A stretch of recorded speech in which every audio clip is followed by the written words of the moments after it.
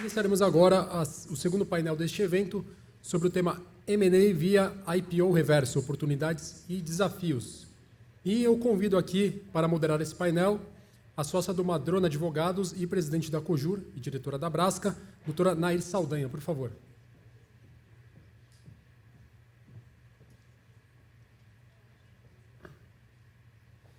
E convido também o CEO da Sequoia Soluções Logísticas, o doutor Alexandre Rodrigues, por gentileza.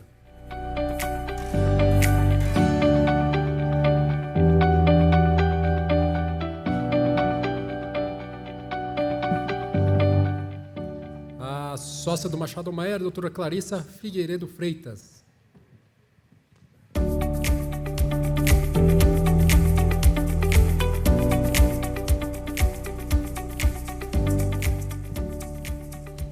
O sócio do BTG Pactual, Dr. Fábio Nazari, por gentileza.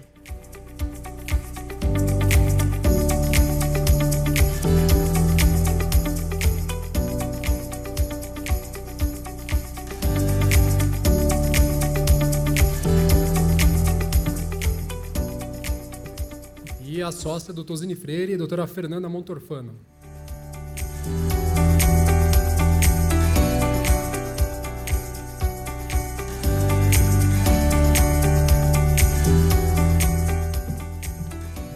Passo a palavra aqui à doutora Nair para conduzir o painel. Por favor, Nair. Obrigada. Bom dia.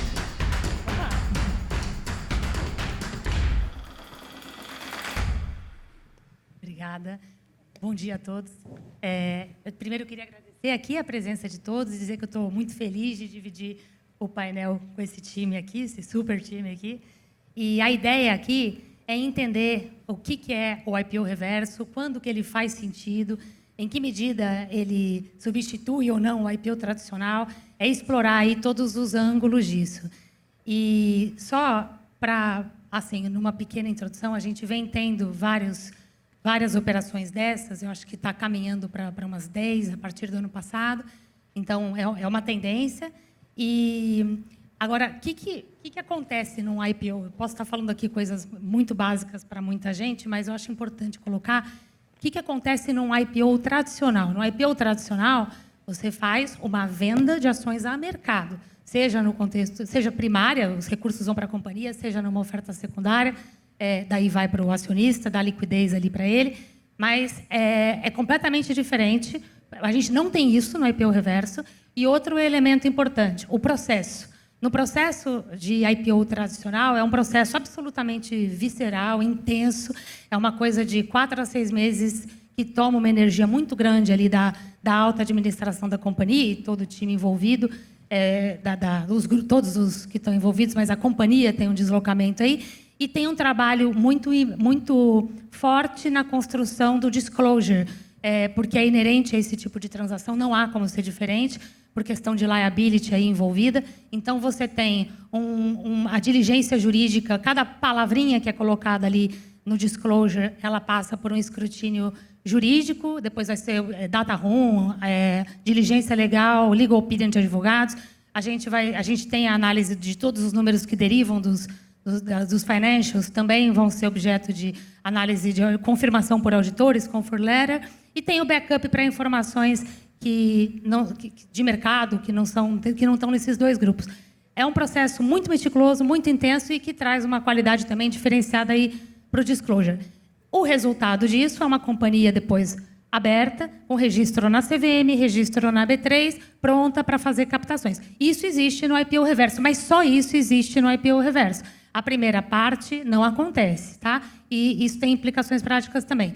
Mas, dito isso, eu quero primeiro passar a palavra aqui para o Nazari, para primeiro comentar o que você está enxergando de janela, de perspectiva de abertura de mercado, não só no Brasil, mas também considerando rota de abertura fora do Brasil, e em que medida você entende que o IPO reverso é interessante ou quando ele não faz sentido.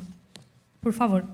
Tá ótimo, Nair. Obrigado pelo convite, participar aqui. Eu acho o seguinte, eu acho que a gente finalmente está vendo alguma luz no fim do túnel, assim, para a gente ter uma expectativa de mudança de patamar de mercado e, de fato, uma reabertura de janela. Mas, quando a gente olha o ambiente global, nos últimos 4 anos, a gente começa a ver algumas notícias de IPOs nos Estados Unidos, né?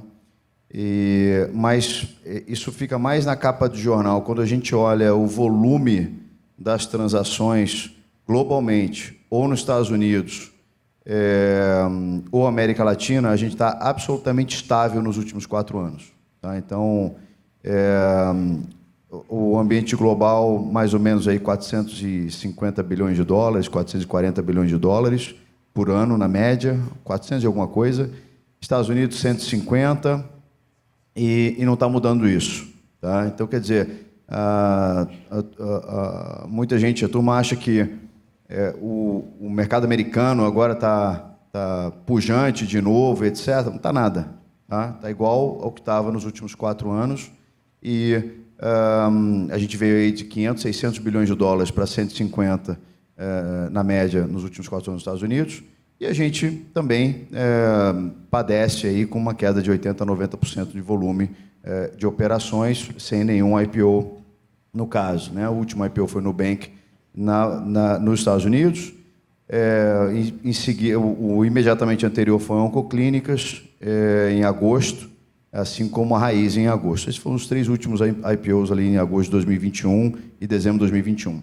Então, a despeito do ambiente ainda está bastante árido, você começa a ver taxas de juros caindo lá fora, necessariamente vai ter que ver taxas de juros caindo aqui, e a gente está começando a perceber o apetite de investidor estrangeiro numa condição, dizer que é sem precedente pode ser muito forte, mas não tem precedente recente da participação de investidor gringo como a gente está vendo agora. Tá? Então, o que a gente percebe é que o Brasil está um pouco caindo para cima, assim como os outros emerging markets, né? A Bolsa está a 150 mil pontos, a gente virou o ano a 100 e poucos mil pontos, então quase 50%. O câmbio veio de 6,20 para 5,30, nada mérito nosso, né? Tudo demérito dos Estados Unidos, que fez com que a turma se apavorasse em ter 100% dos ativos nos Estados Unidos, e agora estão começando a olhar mercados emergentes. Então, a gente está performando junto com outros mercados emergentes. A gente não tem mérito nenhum nessa performance, mas isso está trazendo investidor estrangeiro para olhar Brasil de novo. E eu faço um paralelo com o que foi na janela ali de 19 a 21, que se a gente somasse toda a demanda para as ofertas que foram feitas, na média você vai encontrar 80% local, 20% gringo. Dos 20% gringo, você tem 70% hedge fund e 30% long only. E o que a gente está vendo agora é que os gringos estão entrando, inclusive, em operações muito pequenas, e estão fazendo entre 40% e 60% do livro. Então, eu acho que isso é uma mudança, acho que isso pode ser positivo para a gente, e esse é um pouco o que a gente está vendo de cenário. Se vai abrir janela, os juros precisa cair, precisa ter uma clareza maior em relação ao ambiente político, para IPOs, né? Mas os follow-ons vão ter cada vez mais, e a gente está vendo o mercado relativamente líquido, ainda que pouco funcional, mas melhorando. Quando a gente fala um pouco, no seu ponto de IPO reverso, até a gente fez uma conversa semana passada, né, para a gente ensaiar um pouquinho o que a gente ia falar, e eu prometi para a Anaí que eu ia ser o mais explícito possível.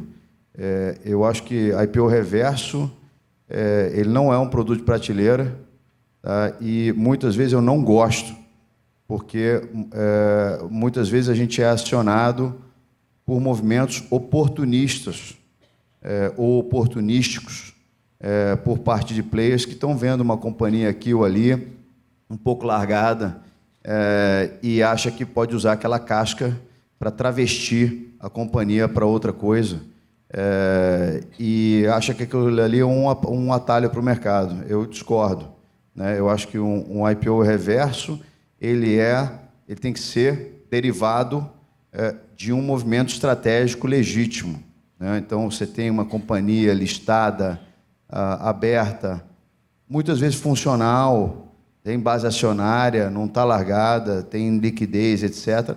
Mas tem um outro player no mesmo posicionamento setorial, grande, ou com seus méritos, onde uma fusão pode fazer sentido, uma incorporação, alguma junção de forças pode fazer sentido, e aí esse cara naturalmente vai fazer o seu próprio IPO caindo para dentro do incumbente, né? Então, você ter, sim, uma operação, na verdade, um M&A feito no mercado público, onde você acaba fazendo um deal totalmente em ações, ou uma parte em ações e uma parte em dinheiro por parte de uma nova oferta, né, um follow-on, para dar liquidez para o acionista, eu acho que esse é um jogo que faz todo sentido, mas eu acho que, muitas vezes, assim como o SPAC, né, o IPO reverso, de vez em quando, ele é distorcido. Então, eu queria deixar um pouco essa diferença, porque eu acho que é muito importante a gente considerar que movimentos estratégicos entre uma companhia fechada e uma companhia aberta pode fazer com que aquela companhia fechada faça seu próprio IPO, mas ela não é um IPO standalone, né? Ela vai participar do novo grupo agora. O que a gente acaba percebendo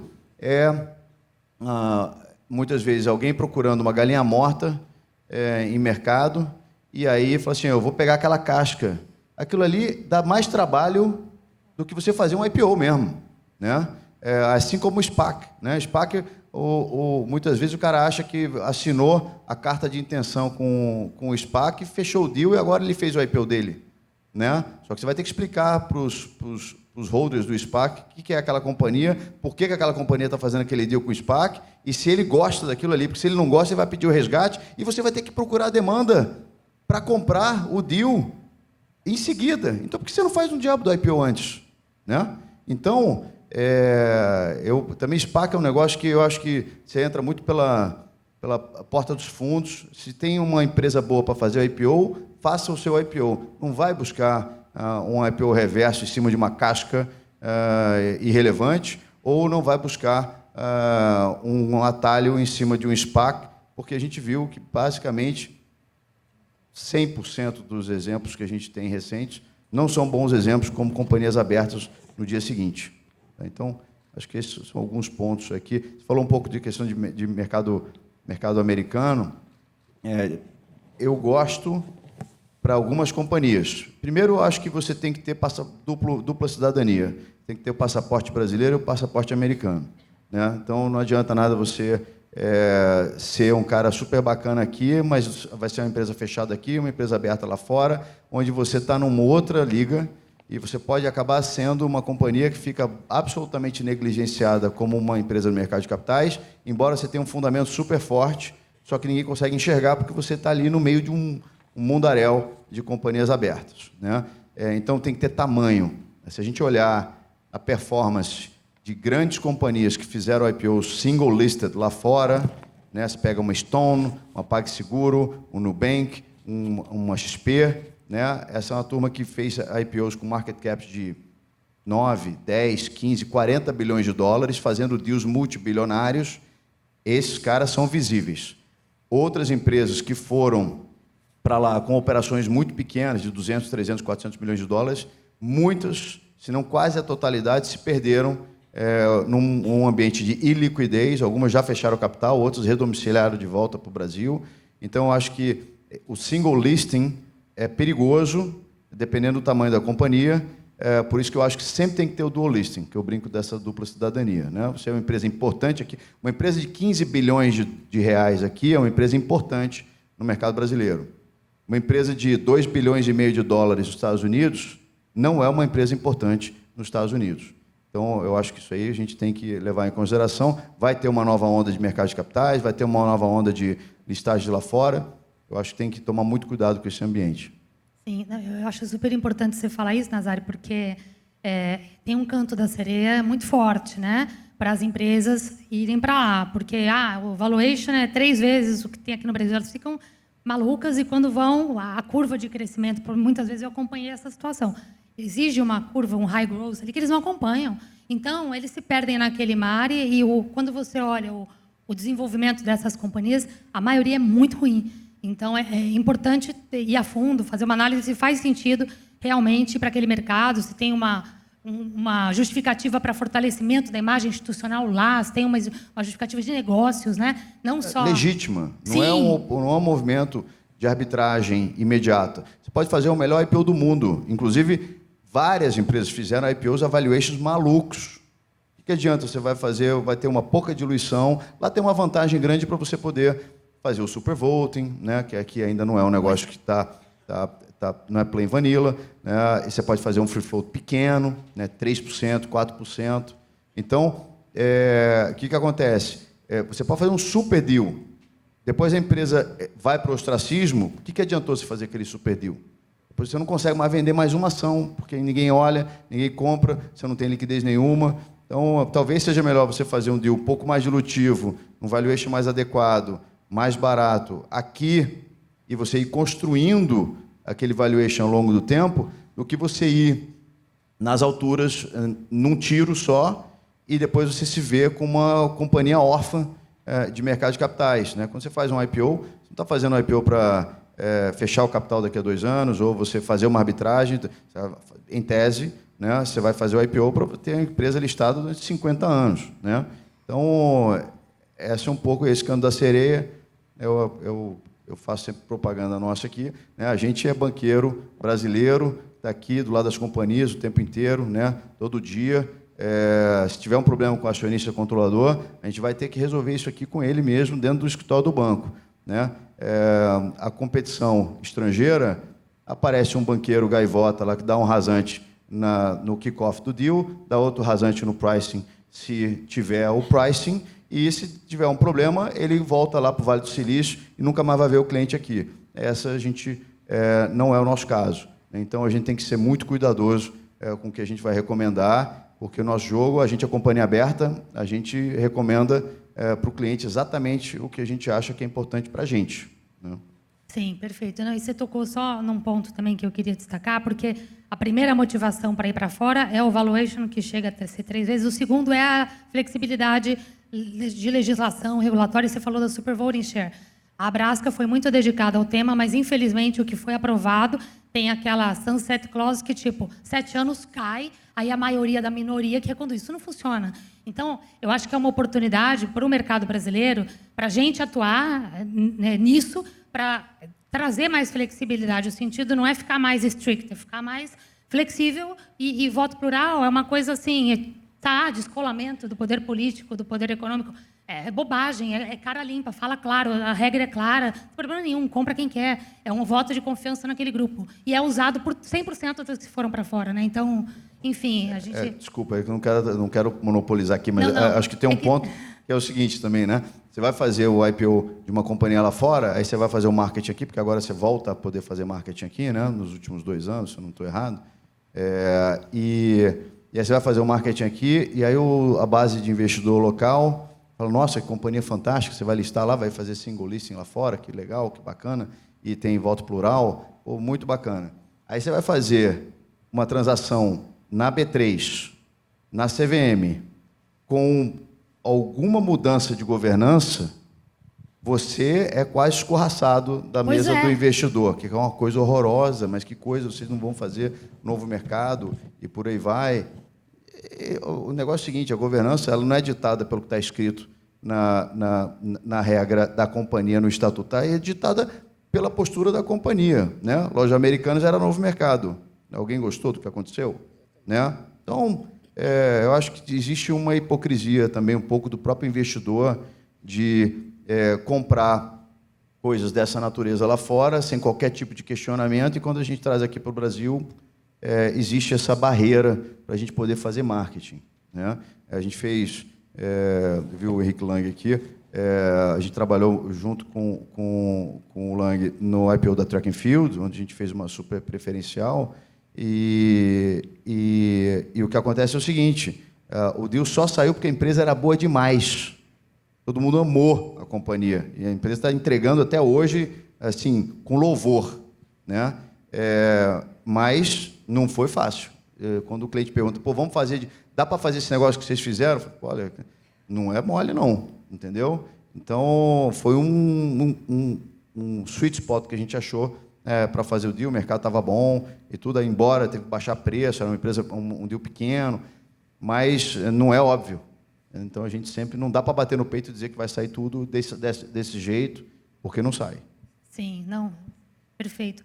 Larissa, queria passar a palavra para você, pedir para você, por favor, comentar esses casos todos que tiveram aqui, se você pudesse dar uma visão de como eles são implementados, tendo em vista as estratégias de cada um, por favor.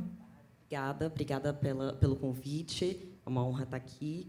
É claro que cada processo tem a sua especificidade, mas eu acho que a gente consegue identificar um padrão, digamos assim, né? E o IPO reverso, ele não deixa de ser um M&A no fundo, né? Então, algumas fases são muito parecidas, né? Porque, de fato, até um certo ponto se trata de um M&A. Então, eu diria que o passo 1, fazendo aqui uma coisa mais genérica, depois eu vou comentar rapidamente de 3 casinhos específicos. O passo 1, ele começa pela busca de uma companhia listada, né? Via de regra, não, a empresa tem que ser listada e, muitas vezes, acontece de ser uma companhia sem liquidez, financeiramente um pouco mais frágil. E uma dúvida que sempre surge é: o business das companhias precisa ser o mesmo? Não necessariamente, né? Porque a estrutura do IPO reverso, via de regra, já implica numa mudança do objeto social, da denominação social e da marca, né? Tem todo um processo de rebranding, então não necessariamente precisa ser o mesmo objeto. E acho que também depende muito do que se pretende fazer com aquele business original. Tem uma intenção de integração, tem uma intenção de um encolhimento, né, daquele business original. E aí eu trouxe aqui alguns exemplos, né, de casos que têm objetos diferentes, né? Por exemplo, o caso do cursinho Intergraus, que é a companhia aberta, inicialmente educação pré-vestibular, ele acabou se tornando depois a Orange, acho que se fala Orange, né? Orange BTC, que é uma empresa de Bitcoin e educação financeira. Caso também da Atompar Empreendimentos, inicialmente a companhia aberta Educação Financeira e Consultoria, que acabou se tornando a Fictor Alimentos, que é uma empresa de proteína animal e processamento de alimentos. Ou seja, aqui realmente os business foram completamente diferentes. Mas tem casos também de objetos relativamente semelhantes. O próprio caso da Sequoia, Alexandre, se eu estiver falando alguma coisa errada, você me corrija, que é setor de logística, que acabou se juntando com o grupo Move3, também de logística, um pouquinho diferente, mas, no fundo, era todo mundo logística. E a FIC Empreendimentos, BRZ, também incorporadoras, né? Então, uma vez escolhida a target, digamos assim, tem todo o processo de alienação de controle. E aí, esse processo de alienação de controle ele pode assumir diversas formas, como um IPO, como um M&A tradicional. Então, ele pode ocorrer via aquisição de ações na B3, um stake building, né? O potencial comprador vai adquirindo ações no mercado, eventualmente ele até precisa fazer, né, uma OPA de pós-IPO em decorrência do atingimento dessa participação relevante. Ele pode fazer, eventualmente, uma OPA voluntária para adquirir o controle daquela companhia, mas o caso mais comum de todos é via aquisição privada mesmo. Então, combinação de negócios, o potencial, né, o comprador, digamos assim, ele acaba se unindo via um contrato de compra e venda com os acionistas controladores da empresa listada. E o passo 3, aí acho que é o coração, digamos assim, do IPO reverso, né? Porque tem uma reestruturação societária na aberta. E isso normalmente acontece através de uma incorporação de sociedades, né? Em que a incorporação da empresa compradora pela empresa listada acontece. Então, a empresa listada deve ser a sobrevivente e aquela compradora, que normalmente ela quer sobreviver, ela acaba sendo incorporada e acaba desaparecendo. E a empresa listada, então, ela abrange não só o seu business original, como o business da empresa que a comprou. E aí, eventualmente, pode acontecer uma reestruturação societária para cindir esse business original e jogar esse business original para uma outra empresa, ou, eventualmente, os dois business eles podem andar juntos dentro da mesma empresa listada. E aí, via de regra, tem alteração da denominação social, alteração do objeto social e todo um processo de rebranding. Tem toda uma mudança também nos administradores da companhia, e pode acontecer também a própria mudança de ticker perante a B3. E, via de regra, a partir do momento em que acontece, né, essa tomada de controle, digamos assim, com o IPO reverso, é muito comum que haja uma captação ou um processo de follow-on. Então, acho que esses são mais ou menos os passos gerais. E passando aqui para alguns casos práticos, falando rapidamente de como aconteceu, por exemplo, com Sequoia e Move3, aqui aconteceu uma combinação de negócios, né? Então, uma subsidiária da Sequoia, que era a companhia aberta, que é até hoje a companhia aberta, ela acabou adquirindo ações do controle da Move3 e depois acabou acontecendo uma incorporação da Move3 por essa subsidiária da Sequoia, que, por sua vez, foi incorporada na própria Sequoia. Houve também toda uma reorganização da gestão e aqui, nesse caso, não houve uma alteração de ticker. A Sequoia ela continuou listada com o ticker original, mas com a operação da Move3 dentro da Sequoia. E um outro caso interessante também é o caso do Intergraus, que é o cursinho pré-vestibular, que acabou sendo adquirido pela Orange. Aqui também aconteceu uma venda de controle privado, né, através de um SPA, entre a própria Orange e os antigos controladores da Intergraus. A Orange passou a deter a totalidade do capital social do Intergraus, e aí aconteceu o coração do IPO, digamos, que foi a incorporação reversa, né? A Intergraus, que era a companhia aberta e controlada, acabou incorporando a Orange, controladora fechada. E aí, né, os passos que seguem normalmente: mudança de nome, de objeto social, e aqui teve, sim, alteração de ticker. Em último caso, que eu gostaria de trazer, que é interessante também, que é o caso da Atompar e da Fictor, que também começou da mesma forma, através de uma aquisição do controle acionário, né, da Atompar, através de um contrato de compra e venda de ações. E um ponto que eu achei interessante aqui, que é diferente dos demais, é que houve uma reorganização societária para segregar os ativos da Atompar, e esses ativos da Atompar eles foram segregados por uma sociedade que, por sua vez, também abriu capital. Então, aqui, no final das contas, a gente acabou tendo duas sociedades abertas, uma com os ativos originais da Atompar e a outra, a Fictor. E depois, né, a alteração, de novo, de toda a administração da sociedade, objeto social, denominação social e alteração de ticker.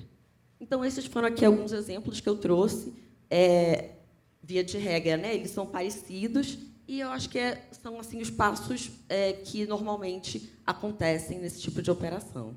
Perfeito. Então, assim, só para tentar falar de uma forma simples aqui, em benefício da audiência, a gente sempre está num contexto de um M&A, certo? Sempre no contexto de um M&A. Sempre. Quando você vai olhar as operações, elas às vezes parecem extremamente complexas, mas às vezes são outras questões que não têm a ver com o IPO reverso em si. Agora, pelos casos todos que você analisou, o IPO reverso, stricto sensu, ele acontece, pelo que eu identifiquei, eu queria que você me dissesse se é isso que você viu, de duas formas. Você tem sempre a companhia aberta, como você colocou, que sofre uma cisão parcial, e essa parcela é incorporada por uma companhia fechada, e essa companhia fechada pede registro CVM, pede registro B3, e, em decorrência dessa cisão com incorporação, o free float da aberta é espelhado no free float dessa nova companhia, né? Então, eu acho que esse é um modelo muito comum. E o outro seria a companhia aberta incorporando uma companhia fechada, que é o caso Move3 Sequoia, onde os ativos migram para a aberta, os acionistas sobem para a aberta e é extinta a companhia fechada, né? Então, eu identifiquei esses dois modelos, eu não sei se você... Exatamente isso. Eu acho que até o segundo modelo é mais comum. É mais comum até, diria eu, haver a própria incorporação da sociedade que pretende, né, no final das contas, assumir o lugar da aberta, e essa sociedade ela acaba sendo extinta e a sociedade sobrevivente, a antiga, né, companhia aberta original, acaba incorporando, então, essa sociedade. Então, o que acontece é que há uma subida, digamos assim, dos ativos da sociedade. Eu estou chamando aqui de compradora, para ficar mais fácil identificar, né, compradora e aberta original. Há, então, essa subida dos ativos da empresa compradora para a empresa aberta original. E aí eu acho que pode acontecer essa cisão, inclusive, depois, né? Eu identifiquei aqui que, na maioria dos precedentes, essa cisão pode acontecer depois. Ou os ativos eles permanecem na companhia aberta original, ou, eventualmente, eles são cindidos e passam para uma outra companhia fechada, ou até no caso de Atompar, por exemplo, foi uma outra companhia aberta, listada, que procurou depois o seu registro na CVM, foi listada depois, teve os seus ativos listados, e acabaram ficando, no final, 2 companhias abertas, né? A companhia aberta original, com todos os ativos da compradora, e depois esses ativos foram cindidos para uma outra companhia, que, por sua vez, ficou uma companhia aberta. Eu acho que, como eu disse, né, o coração, digamos assim, do IPO reverso, ele é justamente esse ingresso, né, da sociedade compradora para dentro, digamos assim, não gosto muito de falar casca, mas é como, né, como se fosse, né, dentro da estrutura da companhia aberta, né, original, e aí acontece toda uma tomada de poder mesmo, né, não só uma tomada de poder acionário, mas acontece toda uma mudança estrutural lá dentro para abrigar esses novos ativos e esse novo business dentro dessa sociedade. Então, acontece uma alteração do estatuto social é bastante relevante para você poder abrigar todo esse business novo. Denominação social muda, mudança de ticker, e, aos poucos, né, esse business original ele vai, né, se esvaindo um pouquinho, vai sendo deixado um pouco de lado, ou, eventualmente, ele é até combinado, porque tem algum tipo de sinergia, ou, eventualmente, ele é segregado, né, num outro business, e ele se mantém num outro business em outra companhia.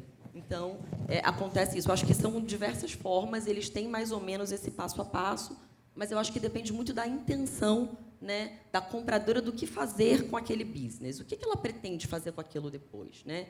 Ela pretende realmente combinar? Tem alguma sinergia ali? Ou realmente há uma desnaturação? E acho que um outro ponto interessante também, eu identifiquei que alguns processos por questões societárias mesmo, acontece o direito de recesso, mas em outras estruturas não tem direito de recesso. Então, é curioso, porque, né, você pode ter um acionista que quis investir numa sociedade porque ela tinha um determinado objeto social, e aí, de repente, ele acaba, né, sendo acionista de uma outra sociedade com um objeto social completamente diferente, né, com uma desnaturação, inclusive, daquele objeto original, e ele não consegue, muitas vezes, nem sair, porque, às vezes, não tem sequer o recesso. Então, é curioso, né, esse ponto. Sim, e ainda fazendo aqui o paralelo com a IPO tradicional, a gente não pede registro na CVM, né, porque o IPO você pede registro, aqui não pede registro. A CVM não se manifesta sobre a incorporação, você simplesmente faz e divulga na forma da lei, e o processo também não é feito, como a gente não está aqui com a questão de due diligence defense, de 10b5, a gente não tem isso, a gente não faz aquele trabalho insano no disclosure que é feito no contexto de um IPO. É um preenchimento normal, correto, etc., mas sem aquelas camadas e camadas de revisões e certificações que tem no processo de IPO e que é, né, assim, demandante e dispendioso. E, de novo, lembrando que é uma outra, chama IPO reverso, mas ele tem, é diferente, né, é uma transação diferente. É que você chega no resultado de estar lá listado, mas quando você passa por um processo tradicional, essa robustez também... Você tem todo um escrutínio por parte Sim. dos reguladores, e que aqui, nesse caso, não existe, na verdade, né? Tanto que, quando tiver o follow-on, eu nem chamaria de follow-on, chamaria de re-IPO, porque... Né? Aí sim você vai ter esse escrutínio, Aí sim, né? você vai ter esse processo todo feito pela primeira vez. Então, Exatamente. você vai ter essa jornada aí. E aí eu acho que, nesse meio do caminho, pode acontecer do acionista ficar meio jogado de lado, né? O acionista da empresa original, porque ele acaba um pouquinho sem alternativa. Talvez seja bom, porque, né, muitas vezes são empresas que estão sem liquidez, e, às vezes, acontece de isso, inclusive, né, trazer toda uma nova avaliação e valoração para essas ações, mas pode acontecer de, eventualmente, né, não dar tão certo, e, eventualmente, ele está ali preso numa empresa que ele não escolheu e que ele, muitas vezes, não tem saída. E sem o escrutínio da B3, dos órgãos reguladores, da CVM. E eu, até hoje, eu não sei se vocês conhecem, eu não sei de nenhum caso específico de CVM questionando ou a B3 questionando. Então, né? Não, exatamente. Você sai fora desse processo. Muito obrigada. Imagina, obrigada. Alexandre, queria pedir para você, por favor, comentar o que levou a MOF3 a optar pelo IPO reverso, Como foi esse processo? O que você tem para dividir aqui com a gente de interessante? E o impacto da operação, tanto na Move3 como na Sequoia? Bom, boa tarde a todos. Obrigado pelo convite, Nair. Eu acho que o Fábio e a Clarissa foram super amplos aqui na sua explicação.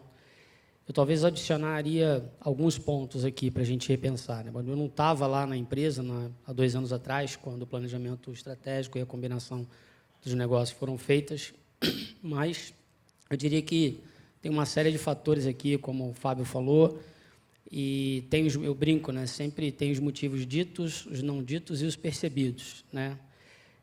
Quando você olha a combinação, né, no papel, em termos de estratégia e complementaridade operacional, era uma combinação fantástica, né? Sequoia, uma empresa que explodiu, né, fez uma IPO, cresceu avassaladoramente, né, tinha, né, uma solução completa, queria, na verdade, avançar num setor que a Move era única, exclusiva, praticamente líder total no seu setor, e desse lado você tinha também um apetite por diversificação, porque era uma empresa basicamente de um grande e único negócio absoluto, né?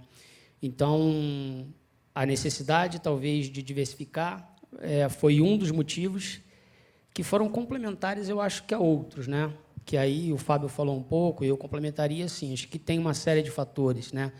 Era uma empresa grande, né, familiar, que já faturava naquela época um número muito relevante, com um único dono, então riscos, né, muito grandes sobre uma única família, em alguns casos, né, distorções ou divergências, né, de geração para geração, uma necessidade de diminuir o risco. Então, acho que essa conjuntura, na época, levou a essa decisão, né? Então, a fome com a vontade de comer, né? Então, assim, tem muito mais coisas, óbvio, né, nos bastidores.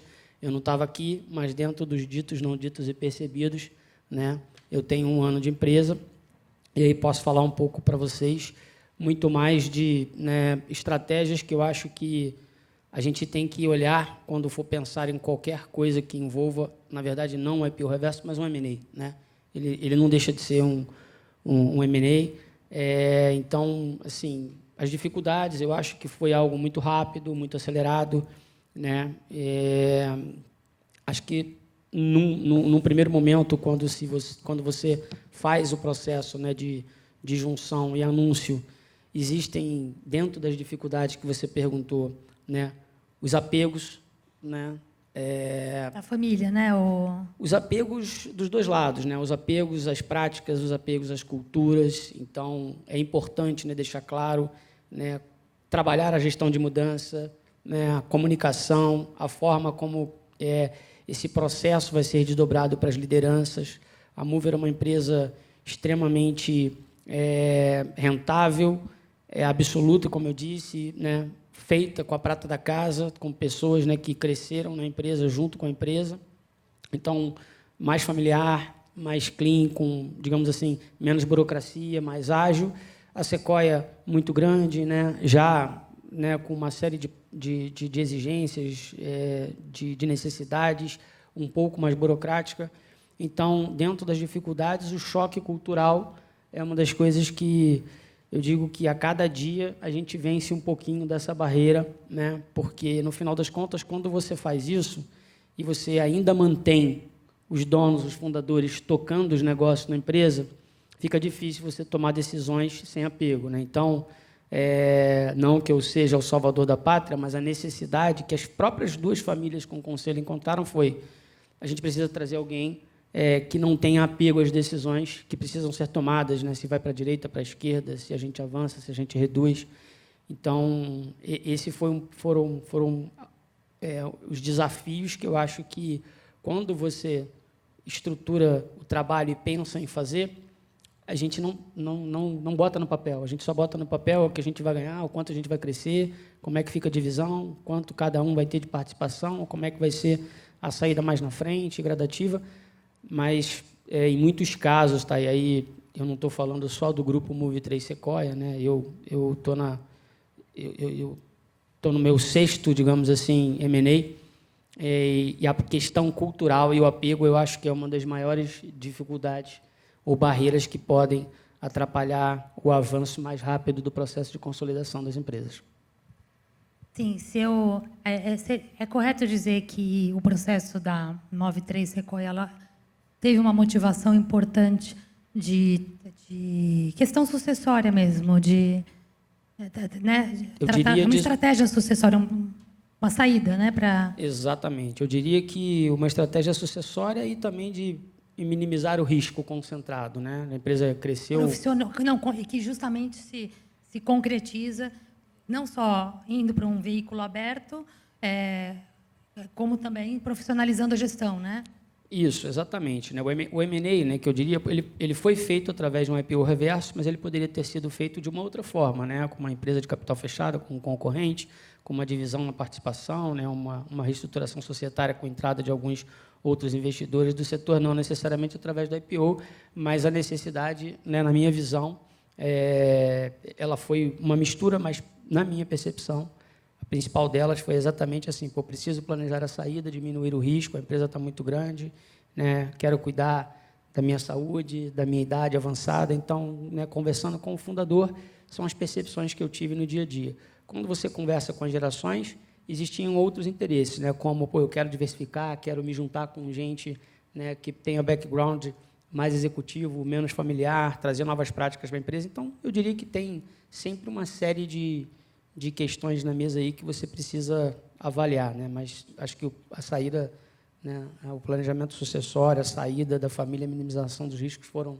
importantes. E a 93 também, que eu me recordo de notícias que eu li, ela tinha um desejo de ser uma companhia aberta, né? Lá atrás olharam para a IPO tradicional, mas o mercado não permitiu, mas porque é uma vocação também, é um perfil de companhia que quer estar lá no mercado, exposto, enfim. Sim, e aí, como eu falei, não tem só um motivo, né? São vários. Esse foi um, né? Então, vou fazer um IPO, a janela não está legal, as gerações pensam diferentes. Para que vai fazer um IPO? Não é melhor vender a empresa, dividir? Então, acho que o encontro com a Sequoia foi uma combinação perfeita, né, na época, eu não estava lá, de todas essas necessidades de ambas as partes. Sim, e quando você coloca a companhia aberta, você traz a fiscalização da CVM, isso traz um conforto muito grande também para a família, pelo menos que eu já presenciei também, combinado com a profissionalização da gestão. Esses dois juntos, né, você solta esse barco aí no oceano. Deveria, mas como o Fábio mesmo falou, né, sobre Americanas, isso não é a maior garantia. Acho que tem muito a ver com a gestão. Sim, com certeza, não, sem dúvida. É só um elemento a mais, sim. Obrigada, Alexandre. Fernanda, queria pedir para você comentar. Agora, o Fábio comentou com o olhar IB e tal, mas eu queria o teu olhar também como advogada de mercado de capitais. Quando as vantagens, as principais, os upsides de um IPO reverso e aqueles pontos de atenção, ou até gargalos, ou tipo, volta para trás, se é esse o caso, você dá essa visão para a gente. Esse wrap-up, né? Depois eu vi todo mundo, e eu acho que é isso um pouco que eu vou fazer aqui, né?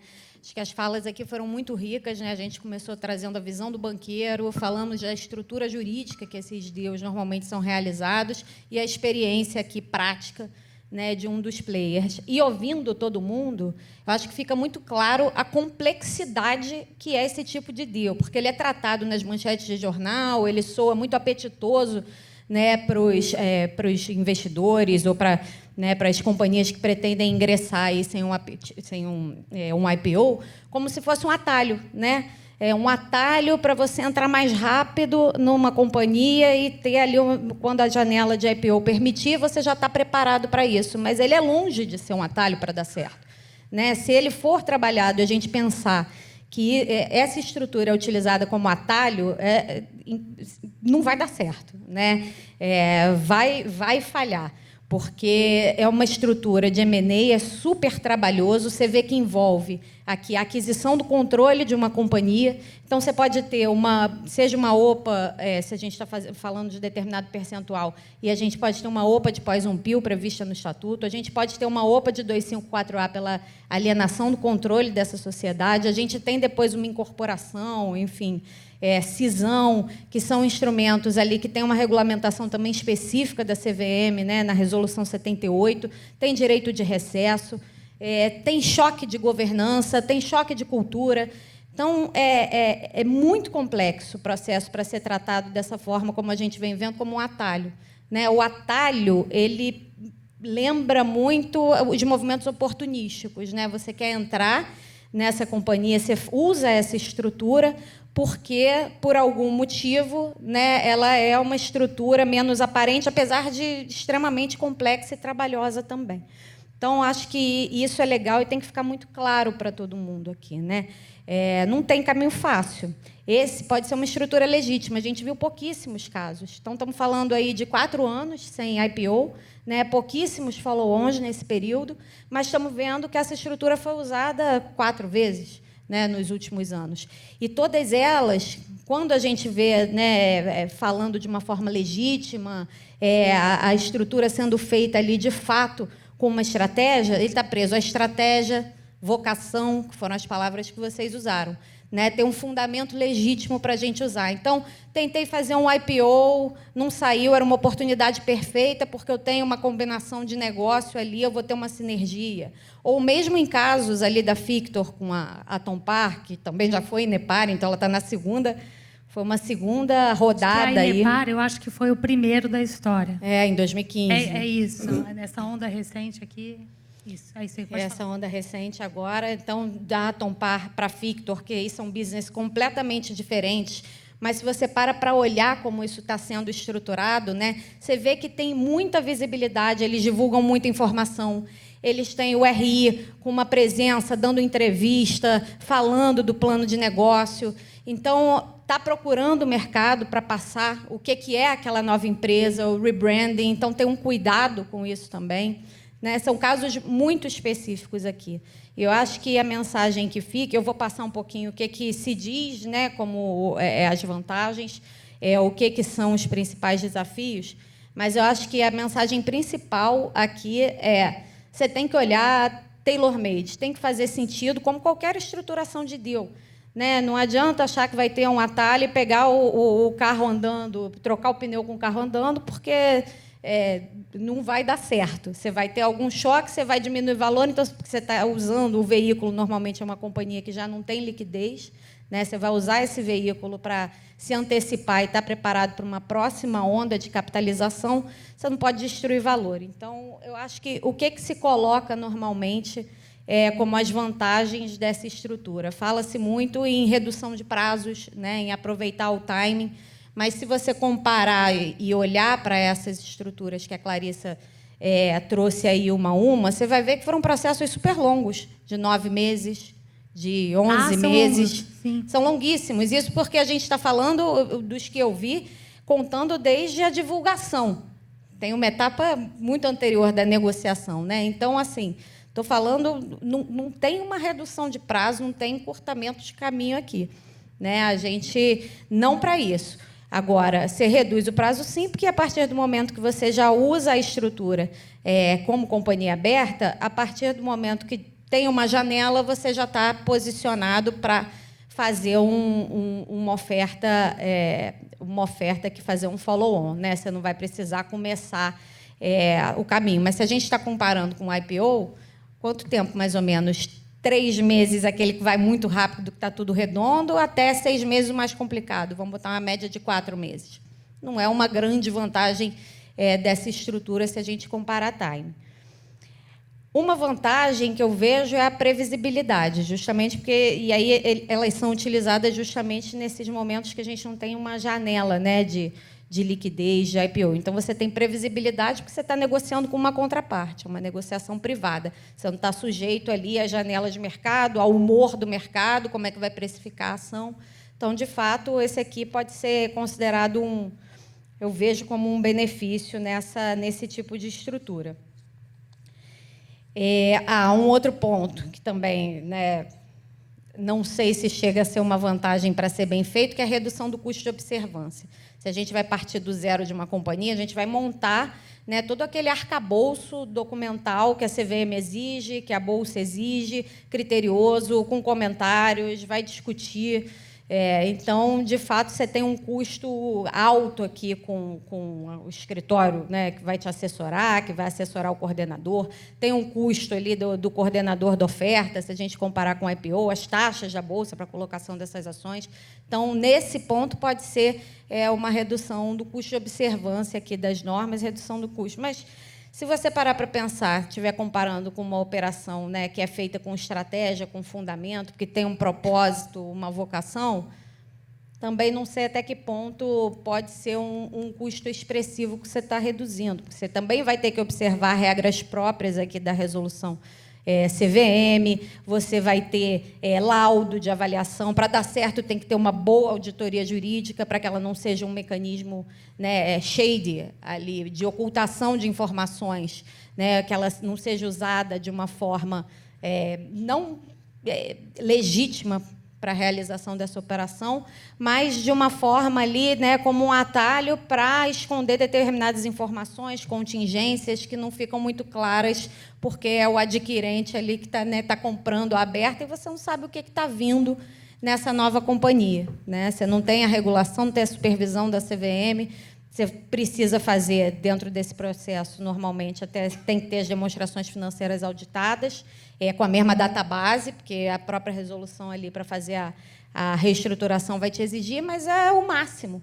Você não tem grande transparência, né? Então, para que seja legítimo e para que seja algo que vai dar certo, não dá para tirar esse custo também. Então, uma boa due diligence, né, e ali as laudos de avaliação, enfim, para você conseguir mostrar para o mercado, mostrar para analista, vender que essa é uma companhia, né, ali, e ter a grande vantagem que é a imagem institucional, o fortalecimento da imagem institucional para estar bem projetada no momento de janela de IPO, que é o último benefício, que eu acho que é o mais interessante aqui que a gente tem, né? Que é aproveitar já dessa empresa que já está montada para fazer justamente posicionamento, fortalecimento institucional, que eu vi algumas dessas companhias fazendo, investindo bastante, né, em divulgação, em conversar. Então, ter um RI ali presente, administradores que vão falar da companhia, mostrar quais são os projetos, fazer esse rebranding, né, de uma forma que o mercado entenda, os analistas compreendam, e ali ela conseguir, de fato, tá bem posicionada. De desafios, acho que eu também, enfim, antecipei aqui, que é um instrumento com muito menos transparência, né? Então, ele pode ser, se não bem utilizado, um caminho, e que a gente viu, enfim, experiências aí, a gente ouve muito falar do mercado norte-americano, que já usou essa estrutura lá atrás, no início aí dos anos 2000, de ser um caminho para fraudes, abusos, justamente pela falta de transparência que essa operação traz, né? Sem ter a regulação ali da CVM, a supervisão da Bolsa, né? Toda a documentação que vai para o mercado, então pode ter ali contingências, algo que está fora do radar, né? E da visibilidade do regulador e do público investidor. E aí, enfim, pode ser também, do ponto de vista regulatório e de custo, né, disparar uma OPA, que é um outro processo que está sempre, a CVM está sempre refazendo, reformulando a norma, mas continua sendo um dos mais desafiadores, sempre tem alguma a questão, né, que aqui para a realização de uma oferta pública, e aí seja a estatutária, por força de uma pós-on-pil prevista no Estatuto do Veículo, seja a 254A pela alteração de controle. E, por fim, e mais importante, de desafiador que eu vejo aqui, é o choque de cultura, você ter que integrar do dia para a noite, porque quando você se prepara, a companhia se prepara para um IPO, tem uma discussão, né? Ela vai formular ali como que a partir da empresa que ela já tem, a partir, né, da estrutura do business, tem toda a sua governança, e vai moldando para que essa governança seja aderente às melhores práticas, aquilo que se exige, dependendo do nível de governança que você vai ter ali na sua listagem, né, na Bolsa, enfim, qual o segmento de listagem que ela vai se enquadrar, mas tem todo um education para você chegar até o final do processo e ter o seu registro autorizado, né? Você tem discussão sobre os independentes, tem toda uma regulamentação, uma governança, que tem uma fase de adaptação. Então, quando você vai via o processo de M&A, saindo de privada, né, e ali logo depois se tornando uma companhia aberta, invariavelmente essa vai ser uma questão, porque sai de companhia de dono, que a gente sabe bem como é, né, esse apego que o Alexandre comentou, para uma companhia que tem outros donos ali com quem eles deve explicação, tem accountability, né? Precisa, deve também, e pode ver, a depender do que a gente tem de percentual, um representante do minoritário no conselho, e choque aqui de opiniões, né, de um independente, mas era assim que foi feito sempre, e a visão, o olho do controlador ali. Então, esse talvez seja o mais desafiador, né? Que é esse conflito na governança e culturas entre duas companhias, às vezes de segmentos completamente diferentes. Como é que a gente, no dia seguinte, começa a operar? É uma companhia de alimento, uma companhia publicadora e que vende curso, enfim. Então, isso é realmente bastante desafiador. Então, quando eu olho, é que a gente fala, né, IPO reverso eu não estou tratando como uma combinação de negócios. A combinação de negócios é uma operação, é um public M&A que é estruturado, é pensado ali entre as duas companhias. Isso aqui o mercado está careca de conhecer. Quando a gente fala no IPO reverso, eu estou pensando nessas situações, né, em que a gente quer ter um atalho para sair de privado para público. E aí, de novo, eu compartilho aí da visão do Nazário. Para o negócio dar certo, só atalho não vai funcionar. Então, tem que ter essa visão, né, que a gente tem na combinação de negócios, da dificuldade que vai ser a integração, pensar essa governança antes, estudar, se adaptar antes ao regramento, à governança, né, à transparência, para que você consiga, de fato, atingir o objetivo que é almejado para ter esse tipo de estrutura, que é o fortalecimento da imagem institucional e estar preparado para uma janela de liquidez, você está bem posicionado. Senão, vai começar o trabalho todo de novo, não vai adiantar nada, né? Então, acho que essa é a mensagem que eu acho que fica aqui, porque a gente já viu isso outras vezes, né? Quando vem a SPAC, o mercado ele se molda, é muito resiliente, os profissionais, banqueiro, escritórios de advocacia, a gente é esperto, a gente conhece a lei, a gente sabe, entende o business, então consegue ver sempre formatos criativos para atender aquele momento de mercado e as necessidades. Mas, enfim, o fundamento é sempre o principal, né? A legitimidade, o fundamento, o preparo, porque não tem caminho fácil. Perfeito. E pensando um monte de coisa aqui enquanto você falava, deixa eu trocar uma ideia aqui por exemplo, com relação à governança. Eu acho que é um ótimo ponto assim que você trouxe, porque assim, vamos lá, quando você está num IPO, você tem um banho de loja, assim, e aí, né, você coloca tudo no as good as it gets, tipo, qual é a minha melhor versão, porque você vai vender aquilo no mercado. Não existe um movimento desse jeito, com essa intensidade, quando você faz um IPO reverso. Depende da modalidade, tá? Porque a gente tem, por exemplo, no caso como o da Sequoia, quando você já tinha ela aberta, ela já passou por esse processo, então não se aplica. Se aplica no caso do outro formato, onde você tem a cisão parcial com incorporação, que você replica o free float. Aquele banho de loja de governança que você toma no IPO, você não toma normalmente nesse tipo de processo, que é o mais comum. De toda forma, para o próprio IPO já é um choque, né? Tipo, que governança não é blue pill, é um processo, você tem que sorver aquilo e ir assimilando, é cultural, etc. Mas eu concordo. Agora, com relação à economia, né, no caso, na verdade, eu vejo mais como um postergamento, porque, de novo, na hora que você for fazer um follow-on, tudo aquilo que não foi feito terá que ser feito. Você está adiando, né? É inafastável isso, vai ter que ter outro cronograma, não vai ser aqueles assim de vertigem, porque não vai rolar. Você vai ter que fazer um trabalho de IPO. E o cronograma, na verdade, ele acaba sendo um cronograma do M&A, porque, no fundo, isso aqui é um M&A envolvendo um outcome de ficar aberto com free float. Mas é um cronograma de M&A que tem os seus... É demorado. E você, como você vai ter que abrir dependendo do formato, pode incluir a abertura de uma companhia nova, né? pedir registros para a CVM B3 que tem lá o cronograminha. Tudo bem que você não tem aquela energia que você tem que pôr quando é um IPO de uma empresa operacional, enfim, é diferente o que está sendo feito ali. É uma coisa mais casca na hora desses pedidos, né? Depois que a coisa toma forma e fica recheada, você recheia a companhia. Mas não, muito interessante. Agora aqui teve uma pergunta, acho que para vocês duas, como ficam, e eu ajudo também, como ficam os acionistas que adquiriram as ações da companhia originalmente listada e depois do IPO reverso se viram em uma companhia totalmente diferente? Existe alguma validação do processo? Pô, veio outra? Espera aí. Existe alguma validação do processo pela CVM ou direito de retirada pelos acionistas da companhia aberta? Vocês querem responder? Eu acho que, como a gente falou, pode, em algumas situações, pode ter o direito de recesso. Eu acho que depende um pouco de como essa reestruturação for feita, né? Via de regra, numa incorporação de sociedades, você só dá recesso lá para cima. Então, pode ser que, nessa incorporação de sociedades, esses acionistas que estavam na original vão ter. Mas pode acontecer em alguns casos, eu acho que, por exemplo, no caso de Sequoia, não teve recesso. Eu acho que tem que avaliar a estrutura de cada uma que foi feita.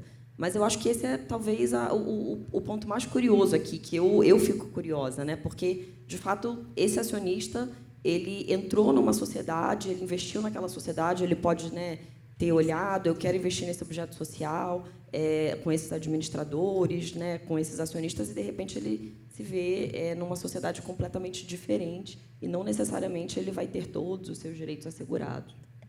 Eu acho que vai depender também muito do sucesso, depende da estrutura. Então, vamos lá. Se a gente tiver a mudança do objeto, deveria dar um recesso, né? Mudança de objeto social. Então, o cara que entrou na companhia, que é publicadora, vende cursinho e está numa companhia que processa alimento, ele vai ter direito de recesso, porque ele entrou numa empresa, né, que mudou substancialmente seu objeto. Então, deveria ter. Dependendo, se você não tem a alteração... Só um comentário. Na verdade, nessa operação aí, eu sei que é muito difícil entender as operações por fato relevante, mas acabou que, apesar de do M&A ter sido entre essas companhias, elas seguiram cada uma tocando seu business. Não houve uma... Cada uma tocou seu business. Nessa o que eles fizeram foi justamente registrar Uma a cisão, seguiu na educação financeira, outra seguiu em alimentos. Mas a base acionária foi replicada. A base acionária foi replicada, isso, mas não houve... mas foi dado recesso lá. Então, é isso que eu estou comentando. Ali tem. Isso. Ali tem. Outras estruturas, você pode não ter alteração do objeto e ter uma estrutura, como a Clarissa comentou, de incorporação, que você dá recesso na incorporada, mas não dá na incorporadora, que normalmente é a aberta. Então, você pode não ter. Mas, se ela for bem feita e a estrutura for feita de fato, né, porque ela é uma companhia que já não tem liquidez. Então, ele provavelmente, esse acionista, já está preso nessa companhia.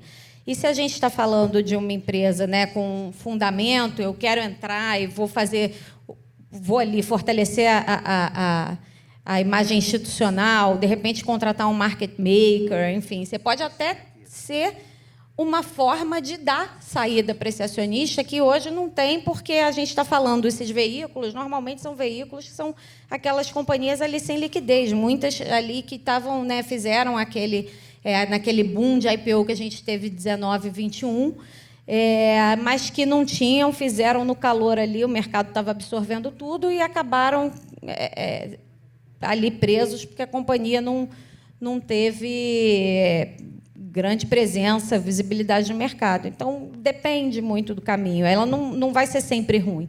Se ela for um instrumento bem utilizado, de fato, né, para a companhia aproveitar e fazer aquilo que ela tem que fazer, vou dar transparência, vou organizar minha governança, vou contratar um market maker, vou fortalecer minha imagem institucional, pode até ser que seja um caminho para esse cara sair, ainda que não tenha recesso. Então, tudo vai depender da forma. Vendendo na bolsa.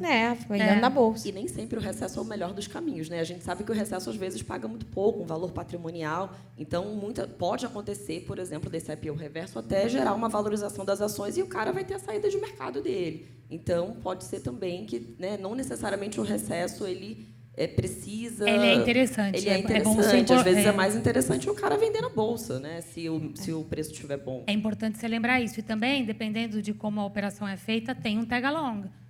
Tem o tag-along, que é outra saída. Agora, sim, na reorganização, dependendo do formato, você tem os recessos, né? E pode ser até que esse recesso seja o preço. Eu não vi nenhuma estrutura aqui assim. Eu vejo sempre compra e venda mesmo, do controle, e depois a reorganização. Mas não sei, não estudei. Pode ser que você consiga fazer o preço via o recesso, porque você não precisa dar o mínimo.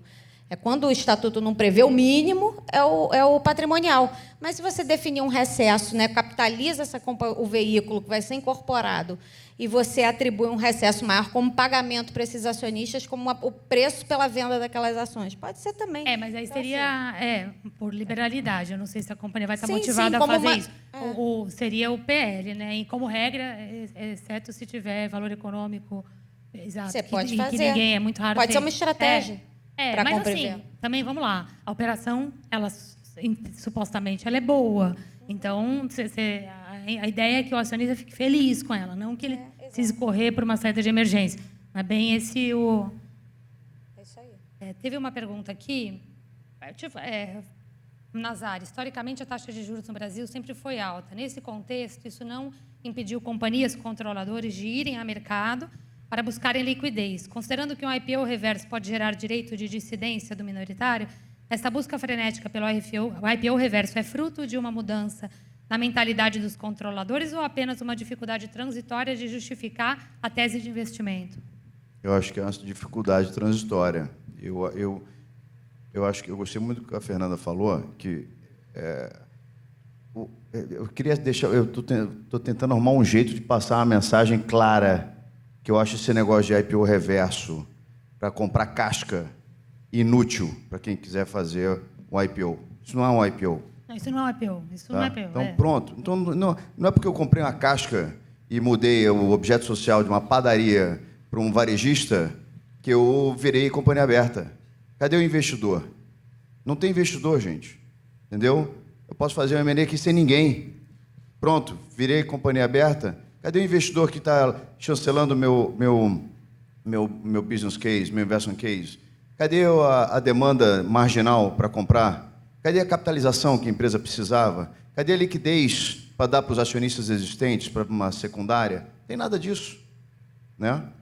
Já num ambiente de M&A, onde você pega uma companhia, como foi a Move3 com Sequoia, ou como pode ter N outros aqui, tudo bem, porque você vai fazer isso também num contexto onde você vai trazer demanda.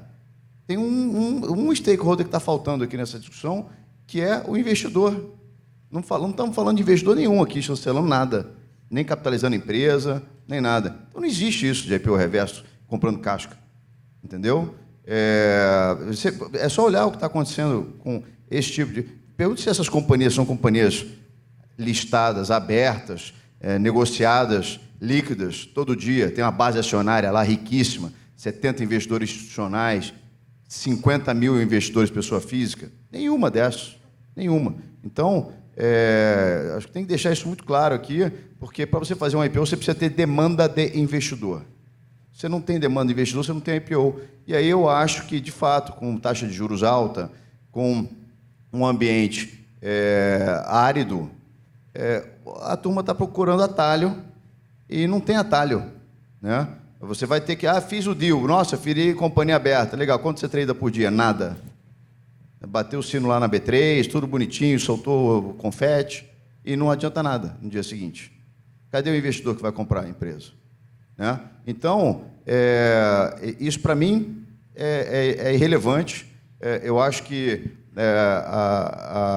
se você não tem uma história que ela está levantando demanda de investidor de uma forma legítima, que pode ser encaixada numa formatação disso tudo que a gente está falando aqui, você não tem um deal para fazer. E se você não tem a demanda legítima, é porque o seu preço está errado ou porque a sua história não é atraente.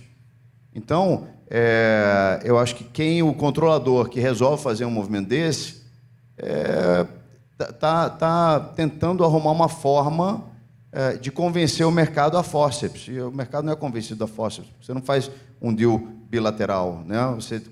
A beleza do IPO é que você tem que legitimar a história.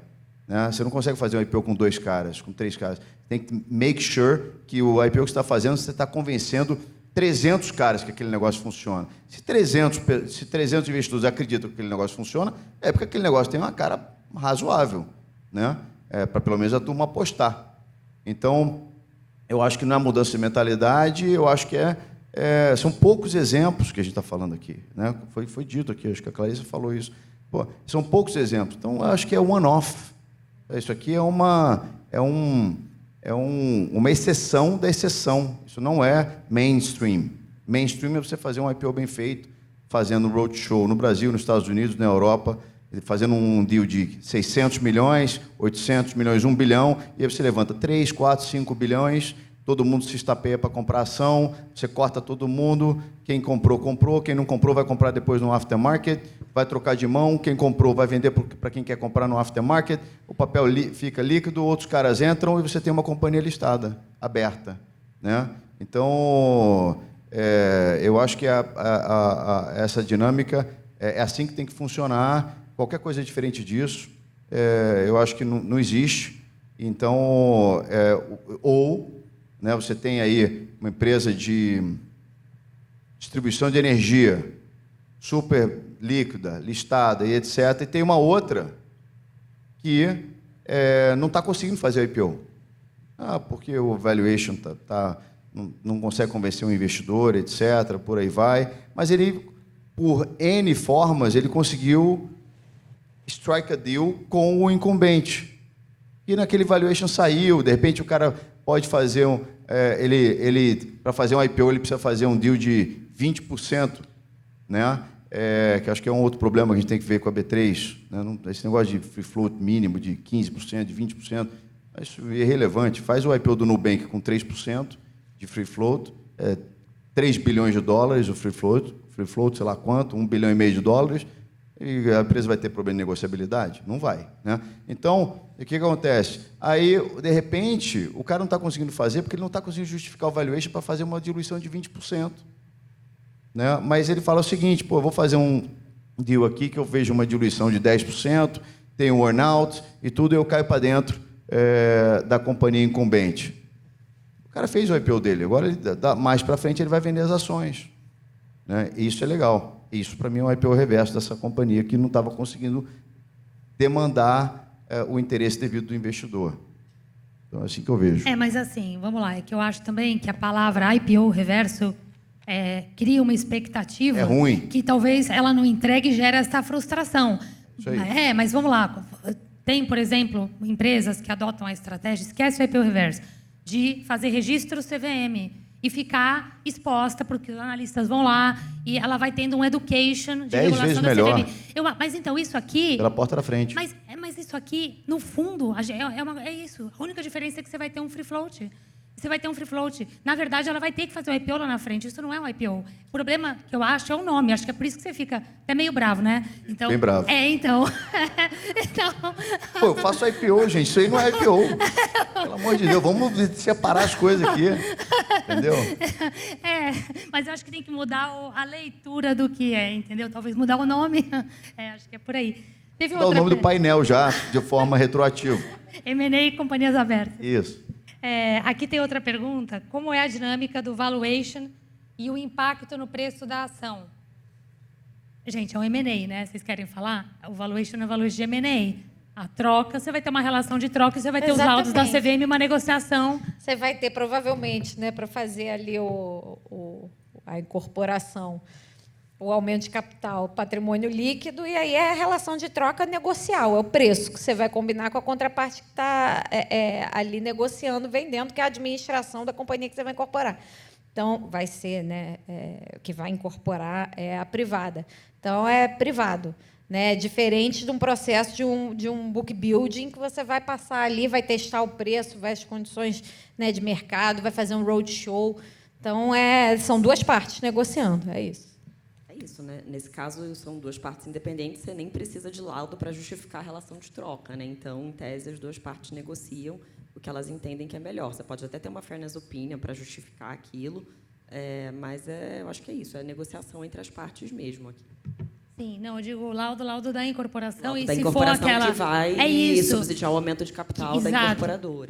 Que idealmente você deveria ter para você garantir mais transparência. Exato. Eu acho que nesse processo, e para evitar qualquer tipo de... né, é o que a gente vem falando aqui.